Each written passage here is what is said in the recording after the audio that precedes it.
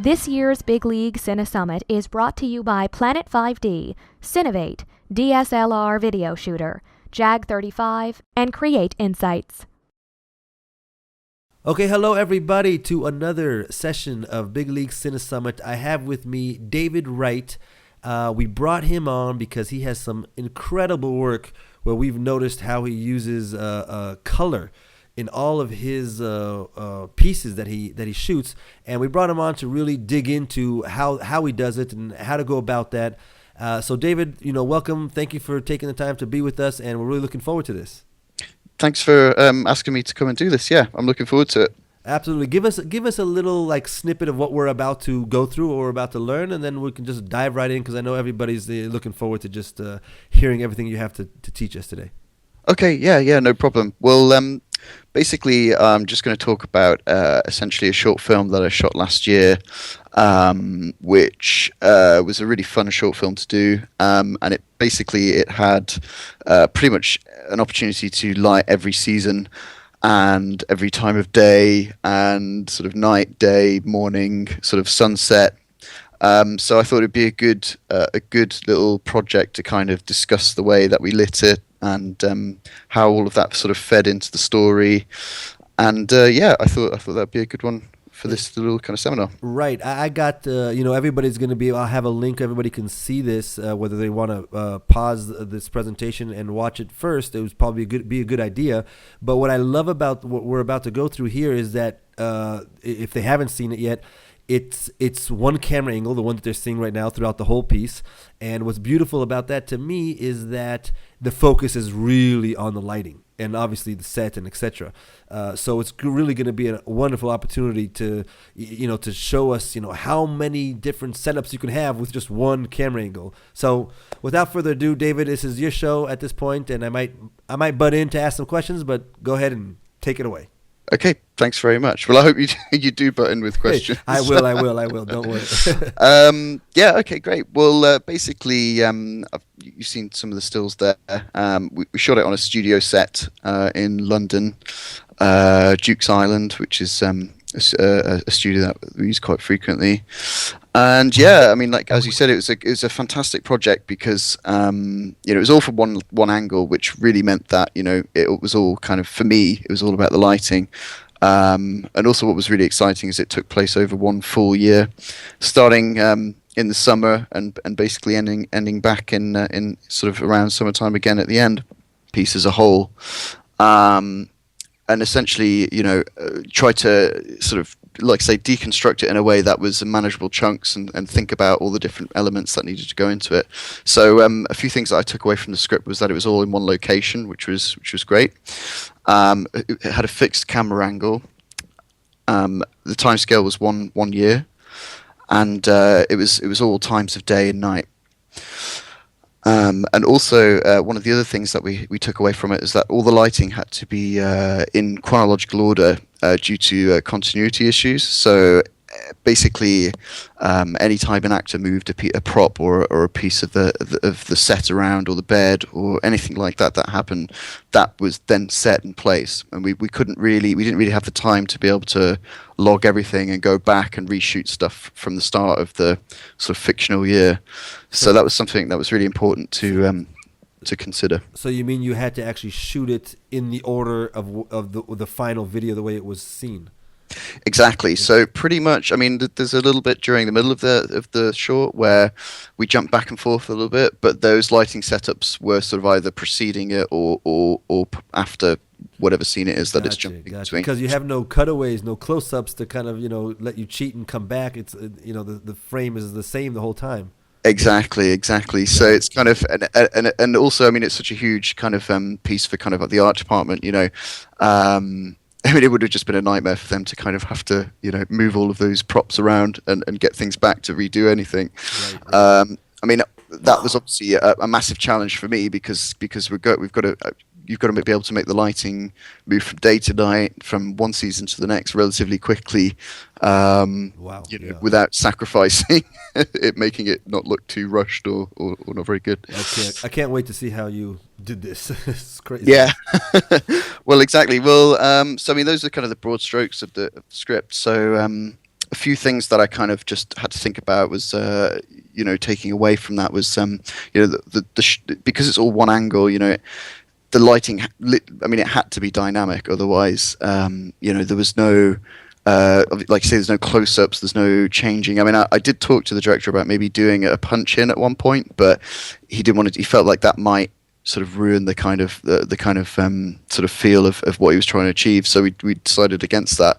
So really, the lighting was had to play such a big part. Otherwise, it would become quite a tedious shot to kind of watch if it was relatively the same all the way through. Right. So one thing that I really wanted to do was have the kind of lighting reflect the mood of the characters. So we chatted about it. I mean, it was kind of there in the script already, but we just kind of reinforced the idea that hopefully you've seen the short film by now. I'm not ruining anything, but at the start, it's all kind of magical. It's summertime, and as we go into autumn, there's lots of lovely color and stuff. And then as they move into winter, the relationship starts to fall apart. And I felt that kind of was really good. It kind of, there was a real opportunity there to kind of reflect the character's story arc in the cinematography. So not only does the lighting have to kind of reflect the character's mood, but also, I wanted to kind of really focus in on the quality of the light, because for example I felt like the room plate was such a big character in the script as well, and it's kind of it changes with them, and as she comes in, it becomes a lot messier, a lot more stuff, and objects accumulating and stuff. And basically, but also, I kind of felt like, in summertime, a sunset is different from, like a sunset in winter. So I kind of wanted to really kind of have that reflected in the lighting. And what do you mean by the quality of light? I asked that because a lot of the DPs that we have on the summit, they use that term a lot. So I want to hear your, I guess you can say definition of what you mean by that. Yeah, of course. Well, I mean, what I mean by that is kind of the color, the height, and the direction of the light. Whether it's how sort of harsh the light can be, or how diffused the light can be. I mean, sometimes in winter, it's, you can kind of have quite low sort of sun. The light, obviously, the light is the sun is a lot lower in the sky, and it's a lot cooler throughout the day. And like that kind of changes the feel of the lighting. So I mean, just having a look at those kind of things, and really trying to get my head around, how all this is going to feed into the lighting. Right. So there's a lot of variables that go into what determines when somebody refers to quality of light. Exactly. Yeah. I mean, I would say so. Yeah. I mean, you can have soft and hard light coming in at an object at the same time. Yeah. And the way it reflects and bounces around rooms and things like that. And it all feeds in. I mean, it is a little bit difficult sometimes to grasp hold of, but I suppose you can really just focus in on the color, intensity, how soft or how hard the light is, and then all those variations in between. Yeah. Which angle it's coming from, how much it's separating objects from, where it's landing in the room, all that kind of thing, really. So kind of looking at how that changes throughout the year was quite important, for me. Right. And I did a bit of research, kind of just thinking about that as well. So yeah, we kind of touched on that this kind of creates a character for the room as well. Well, I kind of hoped it would create a character for the room. So in terms of the amount of time that we had allotted, it was a short film. There wasn't very much money, so we managed to squeeze in one pre-light day, and we shot for 2 days. So the pre-light day was really to kind of test the lighting, get all the broad strokes in, and then jump in. And how long did it take for you to plan the lighting? Like what lights you're going to use, and what the whole thing, just to get the whole pre-production on your lighting. To be honest, it didn't take me too. Once I'd kind of. I mean, what took me a bit of time was to sort of sit down and do a bit of research and have a think about how I wanted to approach it, and the best kind of sort of way to approach the lighting in terms of technical stuff. But really, it was just more trying to think about how light would change throughout the season. So that was what I was kind of trying to find the best way of getting a handle on. But I mean, probably a couple of days in total, just because I did a lot of prep work, because there's quite a lot of lighting changes Yeah. a lot Okay. of kind of different kind of so specialized lighting as well in there, in terms of moving lights and things. Yeah. So yeah, I mean, probably it took a couple of days in total, but maybe I sort of worked on it here and there throughout the week, Right. throughout a week.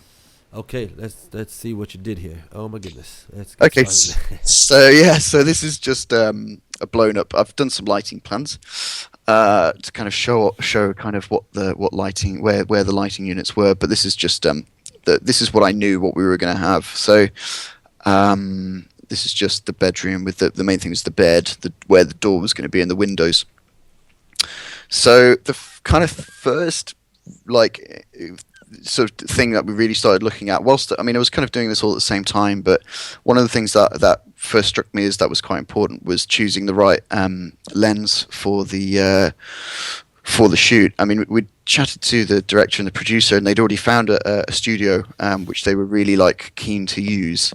But first thing I asked was how tall the ceilings were and how big the space was, and basically for me, I didn't feel like they had enough room at the top of the set to be able to rig a camera and get the wide enough angle that we needed on the whole space. I basically there was a great app called Artemis, which I've got, which you can program a particular camera and a particular lens, and it's only spherical lenses, not anamorphic, but it's great for figuring out what size your field of view is going to be for shooting. So what we did was they came down on a shoot day at lunchtime, and I basically got somebody to lie with their feet against a wall, lie on the floor with their feet against the wall, and then we walked back and kind of programmed in what camera we thought we were going to use and what lens we thought we'd like to use. And I wanted to go with something a little longer focal length, so that we didn't have too much kind of wide angle distortion between the camera and the subject. I felt like if we'd have gone a wide angle lens and gone in and had the same frame size as we had in those shots, it would have been for me, it felt like quite an intimate story that using a wide-angle lens wasn't really going to be, the right choice. So we just walked back until we found the right kind of frame size, and that gave us. And so wherever we were standing in the room, we just measured out how far the distance was, how much space we needed to be able to get that, on a particular lens from that kind of distance. So that was quite useful. So another thing to decide was kind of where the light was going to come from in the room. We talked about putting windows in kind of the top left and the top right as well, for either side of the bed, where the door would come from. And in the end, I decided that I felt it was better to have two windows in the top right-hand corner because for two reasons. The first one, it's much more manageable to have light coming from just one particular space, Right. because we were shooting on a studio, and also secondly, we have this kind of time lapse, almost like a time lapse move, and if we had two windows, it would have made that infinitely more complicated, and more kind of lighting would have been needed, and more people, and it was a budget kind of decision as well. Well, that's so important though. That I mean, I hope this part is not overlooked. In other words, it's not that you were being lazy, but you know that this is how much days you have to work on it. This is how much your budget is, and if you would have been overly ambitious, you might not have gotten the results that you wanted. Exactly. I mean, that's such a key part of the job is I mean, you have to try and get what you want in the budget that you've got. And for me right now, I mean, they're never huge budgets that I'm dealing with. So we're always stretching it to the max. But if somebody's got a really great idea and it seems like it's going to cost a fortune, there's always a way of making it cheaper. I mean, in this respect, I didn't really think it was a compromise because, putting windows in one part of the room as opposed to another, I just kind of felt like that was fine to have just the light coming from that area. I mean, it would have been nice to have another window in there, maybe on the top left-hand side, and it would have been able to motivate a bit more light getting into that side of the room. But in all honesty, I don't think it's really sort of. I don't think it's really going to advance it anymore than it already did. Beautiful. So another part of the short was I came up with an idea for kind of a real time lapse. I love it. Genius. This was genius. Which was great. basically we needed to kind of. I mean, in the script it says the couple jump into bed and then they spend 24 hours in bed, and that was kind of all it was. And I kind of sort of said, we could do it a whole bunch of different ways. We can jump cut and kind of have 3 seconds of them at this time, 3 seconds at this time, 3 seconds, all the way through the night. And but I said, but also what might be really interesting, and you might think I'm crazy, but we could just maybe do a sunrise and have all the lighting shift over the 24-hour kind of period. And so I kind of sort of he loved the idea, and I kind of backed myself into a corner there to kind of deliver that. Are you going to get into how you did that? Because that's insane. Yeah. Oh, okay. I'm hoping All to right. kind of. Okay. I've got a few Sure. stills and a little plan of what we did for Yeah, that. I'm really curious if you actually had to like move. I mean, like real. Anyways, yeah, we'll see. Yeah. Yeah. Well, basically, I'd seen. I mean, I'll go into more detail, but I Yeah. got the idea. I think I saw something on. I think it was on Facebook on one of the grip things, and it was a lighting grip group, and they'd got a boom arm with a light, and basically they were doing it was to do an airplane. They were shooting passengers on an airplane, and they were trying to simulate the sun moving around the plane. And I thought I just remembered that. Thought that was a great. Yeah, yeah. Great So just to be use. clear to everybody, that this is a shot. I mean, I don't know if everybody understood from this bullet point, but basically it's a shot that lasts, let's just say, I don't know, 5 seconds, and it's really only 5 seconds. I don't know how long it was, right? It might have been 10 seconds. Something like that. Okay, so it's 5 seconds of the video being recorded, and during those 5 seconds, David is moving the lights in a way that makes you feel like like you just watched a 24-hour period time lapse, as opposed to actually recording for 24 hours. Yeah, and yeah. watching all the lights. So yeah, okay, that's going to be interesting to go with that. Sorry, go ahead, David. That's okay, no problem. And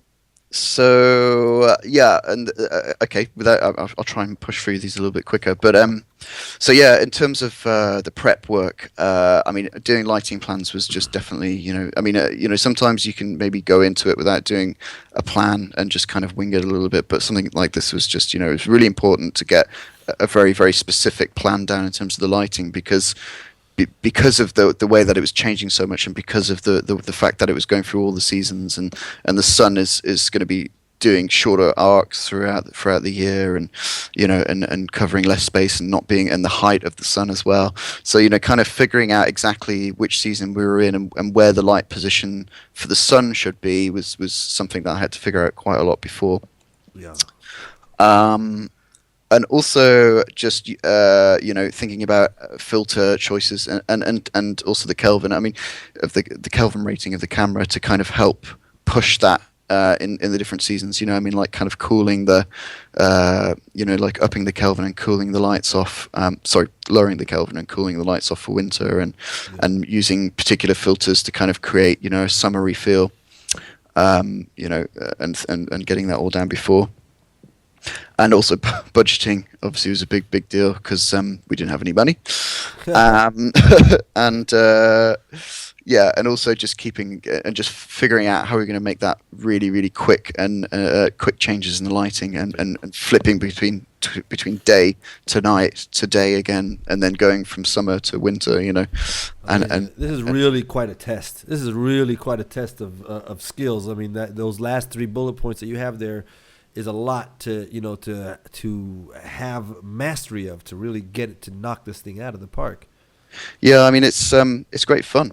Right. Trying to figure it. I love these kind of challenges. They're brilliant. Okay.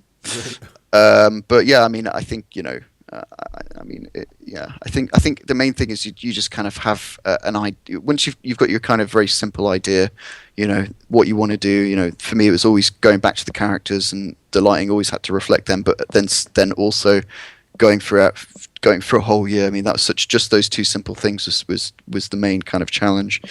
Yeah. And then once you start breaking it down, it starts seeming a lot more complicated. Okay. than it is really. But yeah, so just going back to here, so you can see we put the windows in the top right corner, and I decided to put a door in the bottom left to kind of balance that out a little bit. Right. So Uh, this is a you went to a studio where they built this to your needs. Yeah, we basically had we had that we had the flats brought in, and yeah, we basically had a studio with a really high ceiling that we could rig from a platform at the top. We had a great sort of grip who came in for the morning, helped us rig the camera in position. We moved the set into the right position in the morning, and then that was it. Lock it off, leave it there for the whole time. Yeah. Lock it off. We had an Optimo zoom on an Epic, so we'd figured out that we knew that we were going to need a specific focal length around kind of 25 to 30 mil, I think it was, but obviously we were going to need to be a lot more precise. So having that zoom lens kind of helped kind of get that precision in terms of the frame, and also we talked about beforehand about what aspect ratio we wanted, whether we wanted it 16:9, 1:8:5, or even 2:3:5, just to even think about it. How would that change the look? What did you go with? Can I Well, guess we went 185? Yeah, it was 1:8:5. It was kind of I think 16:9. I mean, it does. There's not much of a difference, I think, between 1:8:5 and 16:9. I mean, it is very important to decide what aspect ratio you're using. I think whether you go 2:3:5 or more something like 16 or even 4:3, it massively impacts on the feel of the cinematography. So yeah, just I won't go into too much detail over this, but these are some of the lighting notes that I did before we shot. Yeah, give us a little glimpse here, because this is a lot of people may not use this as a tool, and it could be very helpful. Yeah, well, I think this was just so important that I did this, because just to get my head around it. I mean, and what I did is I gave this to the gaffer, and I also gave it to the director as well, and the first AD, just so they won't take much away from this, like in terms of the lighting. They're not going to be totally interested in, but at least it kind of helps. It's circulating that information and making sure that everybody's kind of happy with what I'm intending on doing. Right. So I've color coded everything: spring, summer, autumn, winter. Nice. On the top left there, you see I've written spring. Medium, high height on the stands, high up on the stands for summer. This is when it's obviously in the middle of the day, and also in terms of the arc of the sun. So just going back to here, I mean, basically what I'm saying is when the sun is, this is kind of the midpoint for the whole time, for where the sun's coming through the window. Okay. So in terms of height in summer, the sun has to be a lot higher, and so it's not throwing so far into the room. It might just be hitting around here. Whereas in winter, when the sun's around here, it's getting much further into the bedroom. At least that was the idea. And also in terms of the arcs of the room, in summer the sun will come all the way around here, whereas in winter it's a much smaller kind of arc where it kind of doesn't quite, get that distance. Interesting. So, and there's another app that I used to help me with that, and I'm just trying to remember the name of it. I think it's called Sunseeker, which is quite good. And a lot of, basically it has a 3D display, so you can kind of put it on your mobile phone, whichever you've got, and basically it's got a 3D view option, which basically shows you where the sun is at whatever time of day you are at that point, and what the arc is going to be. And then also, if you can program a day of the year, whatever day of the year you want, and it'll show you exactly where the sun will be at that point at that time. Amazing. So that was your number one gaffer. Yeah, exactly. Well, that was my kind of, if we were on location shooting over a year, it would be perfect. But what I did was I used it just to kind of help me I just used it at home, and I just kind of looked at what the kind of movement of the sun would be over the year, just on my flat, and to give me a good idea about that, basically. Wonderful. So also on here you can see I've got the time of day, what shot number and setup it is, and any notes, and that from different people, and so you can see all the kind of different, what lights I was intending on using for different things, a few picture references, That's my flat, so I just took that off my iPhone. Yeah, just to kind of get this good idea of how we were going to approach it. And this was great for me because it just really it just solidified in my head exactly what we were doing. So yeah. Go back to that one slide. Yeah, and I just want to pick your brain just for a second. I think this could help a lot of people. I'm looking at the top one where it says must be punchier than the winter scenes, which have very similar setup, right? Yeah. You see that? Yeah, that's right. Yeah. So just out of curiosity, okay, so what would you do to make it punchier, make a lighting punchier than the winter scene? Well, so that's a good question. I mean, you can spot it up on the lens on the whichever light it is. I think on this one, let's see. I mean, it's sort of a, because I'm kind of with the lighting I'm using bounce light and directional light as well, and basically I think what I'm saying there is, I mean, it's been a while since I've read these notes actually. I think because it's going into autumn, I think these kind of picture references that I've got here, I kind of want to try to differentiate it from previous, which is the summer.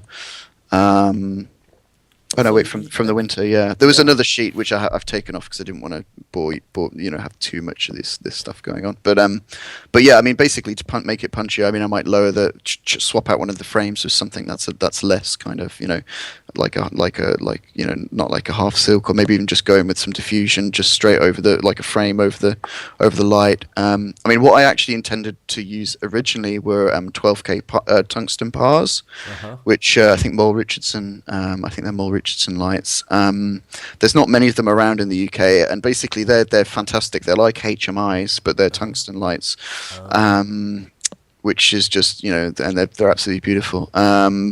But unfortunately, they were about £400 a day to hire in, and we just didn't have the budget for it. So, so that wasn't so good. But so I mean, that was the one thing that I wasn't overly happy about. I did have to compromise a bit on. I wanted to go with some bigger lights, but we just couldn't. We just didn't have the money for it. So gotcha. Okay. that just to have this sunshine kind of thing going on. Got it. So yeah, so I mean, yeah, so it could be anything from swapping out frames to focusing it up a little bit more, or using something like a HMI, instead. I mean, at one point I was toying with the idea of getting a HMI out. Because it does give such a directional kind of punchy light, but right. we didn't. It was HMI. I mean, we went tungsten for everything because it was just cheaper. Although more, it obviously costs more in terms of powering all the lights. But in a minute we'll see a little bit more, I think, of your lighting kit, right? Yeah, yeah, exactly. So yeah, with all of this in mind, I started putting the lighting list together. Obviously, speaking to my gaffer as well. But I kind of had a good idea what we wanted, and we just kind of swapping things in and out. And this is basically what we ended up with. So dimmer desk, that was massively important, just because we had so many different lights going on and off throughout the day. A couple of space lights over the top of the set. That was, as I've said here, that's just to control the fill in the room. I used them very, very sparingly. I kind of felt like if we relied too heavily on the space lights, which are basically just a big kind of fill light coming from the top of the set, that they would sort of ruin the rest of the lighting that was more motivated through the window. I mean, that's something that I've always been taught again and again and again is try to think about the motivation in the lighting. Although I did remember reading an American cinematographer article on Emmanuel Lubetsky, and I think it was something like he doesn't really care about necessarily if it looks really beautiful and it enhances the scene. That's more important than having it as being motivated. That's so interesting. I think I take a little bit of a page out of that, but that's probably just because I'm trying to cheat. Yeah, I think it's good. I mean, I think you've obviously got to try and keep it motivated, but if it's not distracting for the audience and it doesn't enhance the kind of the feeling that you want to give to the subject matter, then that's more important than whether you've got double shadows or something that's not right. So a couple of 12Ks. These are tungstens, not the pars that I wanted, but but Fresnel's, and they were going to do like a lot. They were going to be kind of bounced. They were going to be through the windows. They were doing quite a lot of stuff. So they were quite a workhorse light. And we also had these 5Ks, which were also very, very useful and used for a lot. Again, we basically when I get the lighting plan up, you'll see more. But the 12Ks were more daylight, bounceable light for most of it, and then the 5Ks were kind of going to be the kind of night, sort of ambient nighttime light coming from the window, which we gel heavy blue, and then a 5K for the time lapse, and then 2K for a street lamp outside, which was gelled sodium vapor. A couple of 650s, which were for a TV light, a doorway light, which I can't remember if it was a 2K or a 650, and then obviously the practicals, which I think had like 100-watt bulbs maybe. And so there's the sodium light in the window, and the kind of blue fill coming from the window as well, which are those little 5Ks. So the idea with all that lighting was that so we could go from this sort of to this in under kind of 10, 15 minutes, Amazing. That was the idea. What a transformation, my God. Yeah. So and it was constantly like that throughout the 2 days. I mean, the great thing was, I mean, you'd think that we finished really late days and stuff, but we were actually, we finished on time each day, and on the second day we sort of overshot the schedule, so we were kind of thinking of interesting ways of pushing it a little further. So the lighting really worked that well, and that we were actually ahead of schedule on the second day. Right. So Well, it's I'm dying great. to see how you set up some of these lights and exactly how you use them. Yeah. Well, I think the next one is there we go. Look at the that. lighting. I cued it. Okay, great. Perfect. So yeah. So here's the 12Ks. These are ultra bouncers that we had frames, and we had the 12Ks bounced in, the 5Ks bounced in. The 5Ks were gelled full CTB, which knocked them down quite a bit, but that was okay because basically on the dimmer desk we would kind of dim down the daylight and dim up the nighttime, which had to be a couple of stops under coming through the window anyway. We've got blackouts. This is what this big black box is around the set here, and that's to stop any spill getting in over the top of the set. That was quite important that we did that, because obviously you've got all this bounce light coming from everywhere. If it's going over the top of the set, then it kind of ruins the effect and would add more fill than we wanted. Yeah. 2 space lights over the set here and here, and then the blonde coming through here. We also had an additional light out here, which was the sodium vapor, sort of 650 or 2K or whatever it was, which was for the kind of street lamp, which was outside this window. Right. So for the daytime, you were using those 12Ks, and then for the nighttime, you would use the 5Ks. Yeah, exactly. Okay, beautiful. Yeah, that was kind of the main kind of idea. I mean, the bounced light was more really intentional for kind of overcast days. Uh-huh. So we did have this other 5K, which we used on the time lapse, but we also used that as directional light. And sometimes we would change the lighting setup so that it would be less bounced off the frames, more spin them around and have them coming straight through the windows as well. Yeah, so use your mouse real quick and kind of tell us some of the things that we're seeing here. Yes. So there's a 5K through a CTB. I mean, that looks like a half CTB, but I'm sure it was a full. But then there's a 12K there, and obviously we've got the two ultra bounce frames.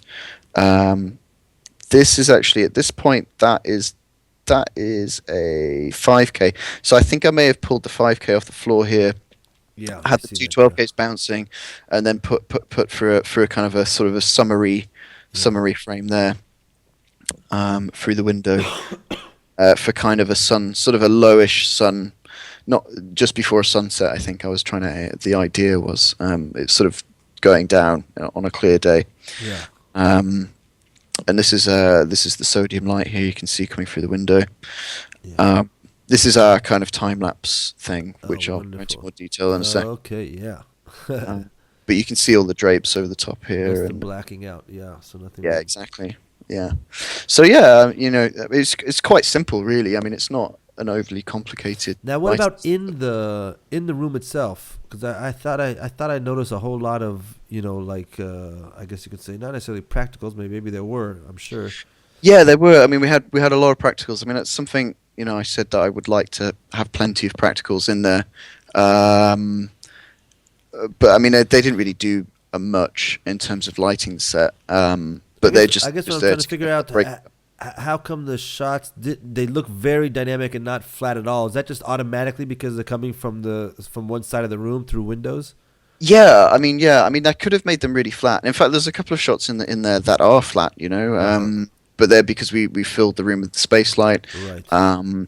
But really, it's kind of. I was sitting at the desk, the dimmer next to the gaffer with the dimmer desk, and then I was sitting at a monitor, going up and down on the space lights and adjusting them very sort of minutely to get it what I felt was right.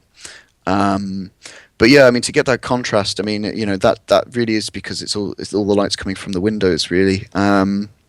And I just chose not to put a lot of fill into the room. Uh huh. I mean, you could watch it and maybe think that that it needed more fill. That sometimes the characters get a little lost. I mean, we pushed in the grade. We had to push one or two shots to kind of bring them out a tiny bit. Uh huh. But I think that's less to do with the lighting. It's more because if we'd have pumped a lot of fill into the room, it would have kind of diluted the look a lot and not really kind of kept this kind of. I really wanted kind of this kind of natural, kind of beautiful feel to it, but I think if we put loads of fill in there, so you could see them a lot more, then it would have lost that kind of feeling. So sometimes they're lost in the frame, especially on a smaller screen. But I kind of thought that's not it's not too much of a big worry. I mean, ideally this short you'd watch it on a film screen, but. Right. Right. Right. Yeah, but I mean the nature of that shot and being a wide-angle shot, a large room, overhead, there's sometimes there are, it's not, sometimes you will lose those characters occasionally. Yeah. I mean, one thing that I wasn't overly, if I could change one thing, I'd probably change the carpet because it just didn't reflect any light at all. So there's Gotcha. parts of the Gotcha. room that fell a bit too dark on the floor, Yeah. but I mean, but still, these are the kind of Right. nitpicky things that Sure. you Sure. after you've shot it. There's always something for sure. Exactly. Okay. Let's push Um, along here. yeah. Okay. Okay. Yeah. Great. So time lapse shot. So yeah, I just thought it'd be interesting to You have a to clip for us, right? To see a couple yeah, yeah. seconds. Let's see. And of course, everybody can go ahead and play that for us. Can see it in the actual. Let's take a look at this. In the short as well. You're right. Yeah. Okay. See. So this is the shot. This is the second half of the shot, Yeah. basically. Okay. Yeah. There you go.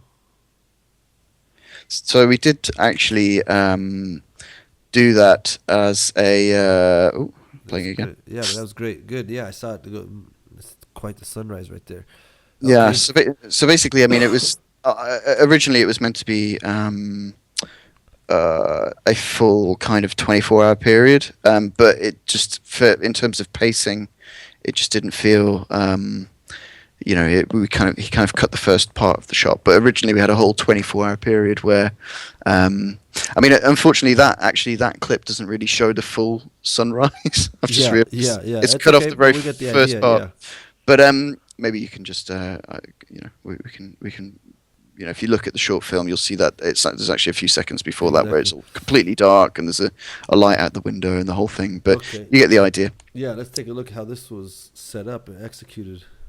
Yeah. So basically, Oh you can wow. see it in See. some of those pictures, but basically, I had to think about it a lot. So it was a combination of all these lights. So literally almost every light we had played into the whole move. We had the space lights, we had the 10Ks, the 5Ks, and obviously we had a 5K on a dolly and a track as well. Uh-huh. So basically, the idea was it's daytime. We had a sunset light here, so it was a day. So all these lights were switched on, the 5Ks and the 10Ks. And then basically the 12K they're dimmed down, and then whoops. So you can see there that the 12Ks they were dimmed down, and then the 5Ks were left on, and so that as the light receded in the room, you'd just be left with this cooler blue light, and then we had a sunset light hitting the room as well, so that would come up. As the light dimmed down, that would come up, and then that sunset light would dim down, just leaving the blue light on its own, which is just like a very soft, dark blue coming through the window. And then you'd have a sodium light, which is a street lamp, come on outside. So I'll just flip back. And so then this is quite a coordination between a lot of people. Yeah, absolutely. Yeah, I mean, it took a couple of rehearsals, but we kind of nailed it after about 3 goes. I was quite pleased. And then so the sunset goes down, sodium comes on, and then the part that you see in the film is the second part is where the sun rises. So it's dark. We have the lamp on outside, the street lamp. The street lamp goes off, and then basically the blue lights, the fill lights, the 12K fill lights come on, and as they come up, we time the 5K here, which we dim up as well, and basically as we travel around the set, we have an 8x4 gel here with 2 different gels in, and as this goes around, it rises, and the color temperature of the light changes as it travels around the room because it goes through the gel. That's genius. So you can see here, you can see the difference. This is much darker pink, and then this is more of an orange gel. So the blues are on. The 12Ks start to dim up, and as they get to at the right point, then this light dims up. He's basically holding that to steady it. We've got a guy on the back of the lamp who's winding it, winching it up, and then we've got somebody who's tracking the rig around as it goes back. And basically, these guys here, they walk with the light, and as it kind of starts off sort of a deep crimson, sort of pink color, and then they drop it down as the light travels up, and it changes color. Unbelievable. So so that was quite fun. Wow. So you got some I guess what is it? Horizontal movement, some lateral movement, some colors changing, and then all the while a whole lot of lights being dimmed and turned on. Yeah, exactly. Wow. I think there's 2 people on a dimmer desk as well. I mean, it was all manual. None of it was programmed or anything like that. Right. Okay, great. That gives us a little window, and anybody who's feeling adventurous can give that a go. Yeah, I mean, it's cheap. It's not a I mean, I say it's cheap, but I mean, generally speaking, for short films, you can usually get, if you got a good relationship with your kind of the rental houses, and they want to help you out. I mean, the great thing is we've got Panelux, who are absolutely amazing. A fantastic company and very supportive of people, who do shorts and things like that. So awesome. And also Movie Tech, who provided us the camera gear and helped us out a bit with that as well. Great companies, Nice. That was. I mean, generally, there's probably a better way of doing it. That costs more money, but for what we had is, it was a cheap way of doing it. But you can see here the rig and better view of it really. So so I've kind of covered it, but yeah, I mean, you can see from here this still here, and then I think just going back here, this is actually that lighting setup there. Okay. I just pop that one in so you can see what that looks like on screen. So you've got that kind of yellow, kind of not quite sun-setting light going on there. So that's the kind of lighting setup there. Again, as you can see, all the reflected light coming in. And then what we did with that 5K is we just moved it around the room as well, for different times of day, different gels. I mean, one thing we did was we really kind of played around with the gels that we had, and just had a look at some different ones and seeing what we liked, what we didn't like. Both Sal, the gaffer, and I really had a lot of fun kind of deciding what we wanted to use for the different setups. Yeah. And we had a good idea, obviously, of what we wanted. So for something like this, we kind of changed the lighting a little bit. So I think on this, what we did was something like this where we'd go through the frames instead of Bouncing. bouncing Yeah. from the frames. It was all just about making the most use out of the equipment that we had, basically. What was the reason for that to go direct in this to go through the frame instead of bouncing in this Uh, case? What was the well, I actually think I think this is actually related to this lighting setup, but this one here, Oh, here we go. basically, yeah. So that's more of a what it's like. I Yeah. mean, it just changes like say the quality The of the quality of the light, like you were saying, yeah. it's not all diffused. It's much harder, punchier light, and Right. it comes through. I mean, I think this is an ungraded still actually from it. Um, but you can see there's a lot more light bouncing around the room, which would be the intention was to feel like because it's summer and the sun coming streaming through the window, Yeah. uh, that there should be a lot. It should be a lot brighter in the room, but obviously you still have these kind of sort of streaks of hot light coming in. But this all the fill will be from the space lights. In fact, you could probably there's a little double shadow there. I think Yeah. might be from the or it could be from the door. I'm not sure actually if we have the door open or not. So yeah, Yeah, uh, these I love. I love these night shots with all the practicals. It's great. yeah, it was really fun.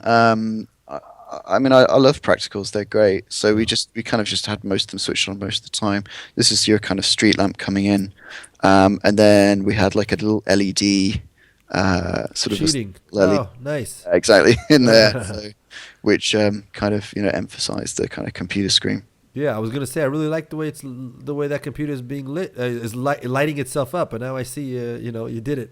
Yeah, yeah. Yeah. Still, the lamps are great. I mean, you can use these little kind of brick light type things in computers, and you can use them in cars as well. It's really good for kind of that really annoy. It really bugs me all the time. But you always see in cars they've always got their light on. When you open the door, normally the light switches on at the top, but for some Yeah. reason in films it's always switched on when they're driving or do whatever. So yeah, Yeah. that's So this is a night scene where basically there's almost nothing outside except for what the 5K coming in through that window as a that's street light kind probably of not thing. even that. It's probably like a 2K Yeah, I gel, felt it pretty gel, light. Yeah. uh, yeah, gelled sort of street lamp basically. Wonderful. Um, yeah, and then basically this is the kind of main light. There might be a tiny bit of fill in the room from the space lights, but not much at all Oh, really. really? So what's lighting most of this room is the practicals, and then a little bit coming from the window. Yeah, yeah, I guess so. Yeah, I guess so. I Interesting. Wow. could be wrong, but Yeah. I think so. Yeah. Okay. Great. Um, So yeah, so just talking about creating that kind of mood, which is obviously the title of the thing. It mainly comes from the color for me. Gel selection. I liked I've seen some DOPs use mainly tungsten units because they prefer the quality of the tungsten units as opposed to the HMI kind of lights as well. So that's another thing that I mean I couldn't say why, but I think I understand why they do that. Tungsten lights do seem to almost have more of an organic feel comparatively to HMI. But then yeah, with the selection of the gels, that really enhances the kind of what season you're trying to go for. I mean, Okay. we also used an autumnal filter for the camera as well for the early stuff.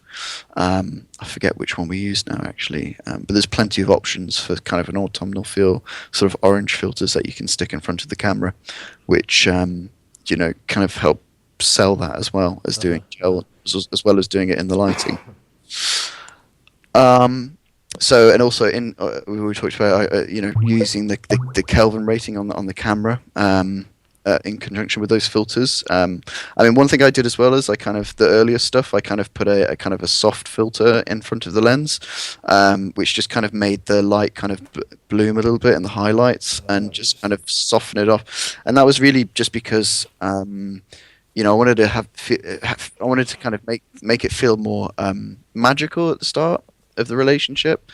So kind of putting this soft filter on and kind of making the kind of the highlights bloom and using a lot of color at the start kind of for me sort of helped tell the story of these two people who are like, you know, Yeah. in that beautiful magical part of a relationship. Everything is, you know, sunshine and roses, and you know. Right. Right. Um, so yeah, you know, that was one. And then as it gets, as you if when you watch the short as it goes through, we sort of towards the end we lose all the filters off the camera altogether, and we Yeah. sort of keep the light quite neutral and quite white, sort of bluish white kind of thing. And then also pushing that in post. We had this great colorist who I think is also doing a seminar, hopefully with you guys.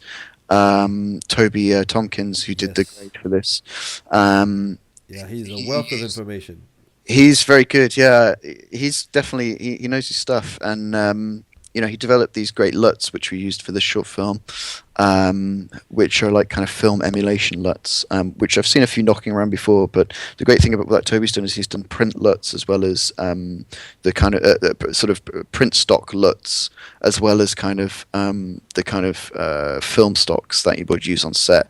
So it's kind of like you'd apply a film stock look to the rushes, and then grade it, and then you would put and then if you were doing it on film and you were printing, he's actually developed this kind of printing stock as a LUT as well, which is pretty cool. Which really helps push the kind of filmic feel. And we've also put kind of grain, you know, like kind of a grain over it as well. We sort of denoised it a little bit, put a bit of grain on it. To kind of push that kind of filmic kind of feel. Right. And that was something we talked about before. We didn't even know Toby was going to do the grade before we shot, but that was something that I actually said, you know, I think we should do, because I think everybody's always trying to go for a film look, but it does feel more organic, and the whole point of the story is this kind of very intimate relationship. So. And then and also for the mood as well, that contrast in the lighting, you know, and the thing is, contrast in this short is really, really important, you know, getting those kind of tonal shifts quite dramatic, because the thing is, there's no depth frame, you know, like you can't put something in the foreground and then something in the midground. It's all pushed right back. So all of the Point. Yeah. Wow. So the lighting had to be, it had to be, you know, it had to have a lot of contrast in it, because otherwise you've got to help the audience know where to look as well, you know. So some parts of the room you'd want to light more than other parts, because you'd want them to be looking over here or over there, you know, because it's all one frame. It's even more of a challenge, you know. And how did you do that? It was, since the lights are coming from just those two windows for the most part, and like you said, filling from the top. How would you, like, let's say, oh, I don't want this desk right now to be lit. Were you blocking light all the time and that kind of stuff throughout? Well, luckily you just turn the space lamps off and everything goes pretty dark. Yeah, right. I mean, if I wanted to kind of say they were sitting on the bed and it was summer, and I wanted to kind of just have them, you know, I wanted them on the bed to be more of a focus, then I'd just kind of kill the fill, really. And it doesn't look unnatural to me. Gotcha. To my eye, but you know, so just have a directional light coming in through the window, then just lower the fill lights down as much as I wanted, really. I think this is key also, that if you would have had another window on the other side, that would have been much more difficult to get that. You know, you're getting all the light coming from one side now. That's going to help, you know, with the contrast and whatnot. Well, exactly. Yeah, I mean, that's it. And I think having another window would have, like I say, it would have, you know, increased it would have lowered the contrast basically, and dilute, and sort of, you know, and just having that essentially one point for the light. I mean, the thing is, as well as having another window in there, it would have meant that we'd have had to have got more lights, and then it would have been kind of sort of faffing with getting them all of them at the right height, all of the right angle, all of them doing the same thing. I mean, ideally what you do is have one big light really far off in the distance that would emulate the sun, you know, that was bright enough, but there's never enough space on the set to do that. So making that decision early on, you know, to have just one set of windows, that if you can control that, then fantastic, you know. But you can always control it on a location as well. I mean, you can just put heavy net curtains over one window and not over another, you know. So I mean, you know, no. I mean, there's always little things you can do, I guess. Yeah. Okay. So Yeah, so I mean, we've kind of talked about most of this really. Yeah, the filter choices, right? Soft filters, warm Kelvin. filters, Kelvin rating. Oh, and also just one thing to touch on with the Kelvin. I mean, we Yeah. used a red Epic, um, which for the first time ever, I had one of those little red motes on the shoot, and because the camera was rigged in the rafters, we couldn't really do a lot. Of sending the AC up there, up and down. It was a bit, it's quite hot up there. I didn't want him up there all day, so we had the little red mote, which was absolutely brilliant. I could adjust the Kelvin, tint settings, the Nice. ISO on the camera, Nice. Yeah. Yeah. Because all if that you good if you stuff. move that camera, that could also be, you know. Exactly, you get halfway through and then somebody accidentally knocks it, then Oh my we're God. stuffed. Yeah. Uh, and then we also had an LCS, which had the only one motor for the stop, and not for the zoom. Was that a big deal and a big consideration? I know it's going a little off topic, but I think people would like to hear it. Was that a big consideration and a lot had to go into it to make sure that that camera did not budge for 2 days? Yeah, absolutely. My Yeah, we had goodness. an Atlas head. I think basically the grip recommended a specific head for us. I mean, it's a bit like an F7 head in the sense that you can kind of you can rig it upside down and then have the kind of create the part where you put the camera on it kind of flip Yeah. essentially underneath, Yeah. so you can kind of get that angle. So yeah, you've got to choose the right kit. If we had an O'Connor, we probably could have rigged it, but it might not have been I mean, it would have still locked off, but yeah, I mean, there's certainly tools that are better than others for the job. And one I mean, one last small side note. Sorry to that's interrupt. okay. You were mentioning that you filmed this on the Red Epic, and this is really a side note, but I think you're gonna like this as well. We have a guy that's gonna be presenting. His name is Arden, who is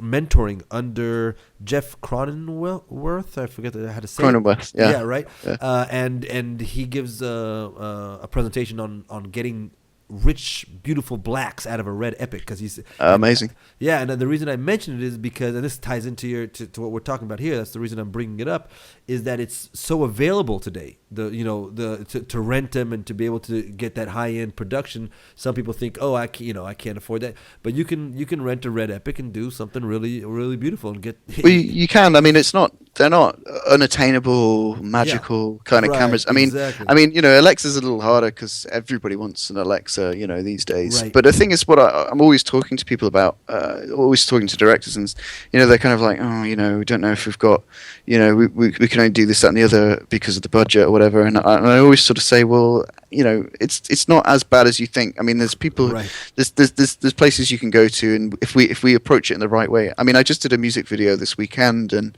we shot on Scarlett, Uh-huh, uh-huh.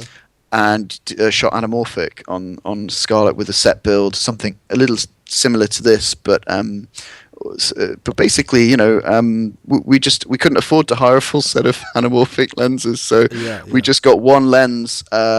We just figured out which lens it was that we needed and just hired the one lens, and that kept us within the budget. Right, right. I mean, it was all just one.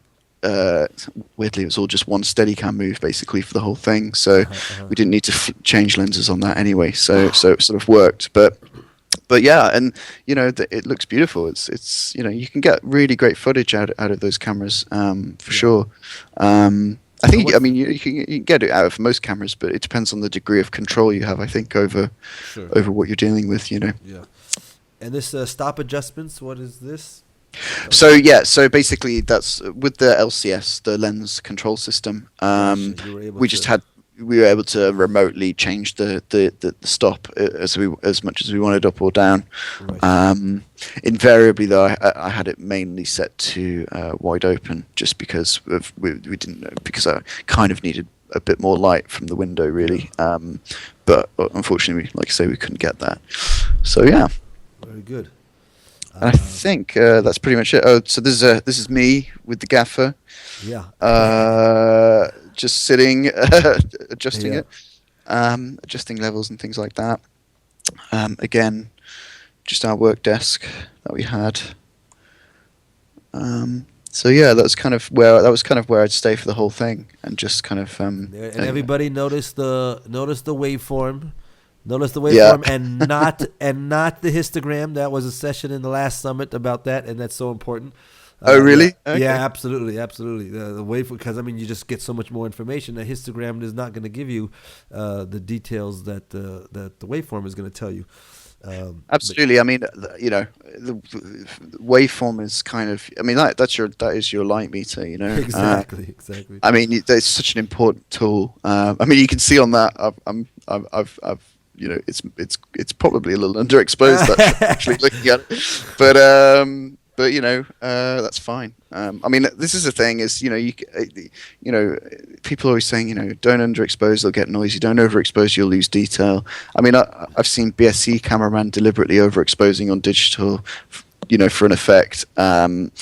It's kind of, I think there's too much stock is taken maybe in Yeah. technical things all the time. I mean, I've read a few articles now on noise in digital and whether it's good or it's bad. And I was always coming from the background of noise is bad. You can't have noise. It's really, really bad. This, that, and the other. But is it? I don't know. Yeah, right. I mean, a lot of times that's the beauty of what we're doing here with the summit and what I do on the blog at the Big League Film School is that where the focus is on the more less tech. We don't talk too much about the tech. We talk about how to implement, how to use the lighting and how to and everything that we talked about today. Did we even once get into how big the chip was on your camera or anything like that? Yeah, exactly. So, It's not important. What's important is the image at the end of the day, and exactly.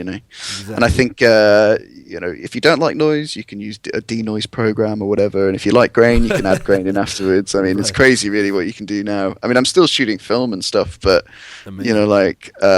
but it is fascinating what you can do with digital these days. So Okay, so yeah. wonderful. So let's we can wrap it up and you have a couple more. These are cool. We No, love no, these. that was it. Okay. That was the last one. All right. Give it to me full screen. There we go. Yeah, let's let everybody see that as we say goodbye. That's lovely. I love it. You can see the set. You can see the lighting. Everybody's watching. So, David, this was amazing. I mean, really, really a whole lot of insights there. I mean, my goodness. But thanks for taking us through that because it's very unique, and I want everybody to go. You see the link down at the bottom, davidwrightdop.com, and you will see a lot of amazing work, especially with how David uses color. There was a few other pieces that I saw that it really, really stands out. And I just think it's so crucial to add that to one's repertoire. So thanks for bringing that to us. Absolutely, no problem at all. Thanks for having me. Great. Everybody, as I always sign off with, go out there and practice some of these things that we've seen because that's really, in the end of the day, the only way you're going to improve. Just listening and whatnot is nice, and we learned a lot, but until you actually implement it, it's that's the only way to really get better. So we'll see you on the next session, and I hope you guys enjoyed it. Thank you very much.